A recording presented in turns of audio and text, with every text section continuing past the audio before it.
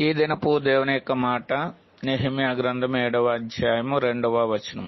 దేవుని ఎదుట భయభక్తులు గలవాడు. ఈ మాట అనన్య కొరకు వ్రాయబడినటువంటి మాటగా మనం చూడగలుగుతున్నాం.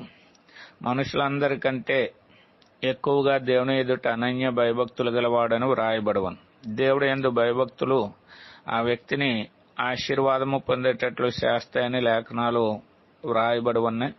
అంతేకాకుండా ఈ అనన్య గురించి ఆలోచిస్తే గనక యెరూషలేము పైన అధికారం పొందినటువంటి వాడుగా మనం గమనించగలుగుతున్నాం. కాబట్టి దేవుడు యందు భయభక్తులు ఒక అధికారిగా చేస్తాయి. అనగా లేఖనం చెప్తున్న ప్రకారంగా నీవు పైవాడుగా ఉంటావు గాని క్రిందివాడుగా ఉండవని లేఖనం రాయబడి ఉంది. కాబట్టి అనన్య దేవుడి యందు ఎక్కువ భయభక్తులు కలిగిన వాడు కాబట్టి తడు పైవాడిగా చేయబడినట్లు మనం చూడగలుగుతాం. మనము కూడా ఆ రీతిగా దేవుడి యందు భయభక్తులు కలిగి దేవుడు ఇచ్చేటువంటి ఆధిక్యతను పొందుదుముగాక.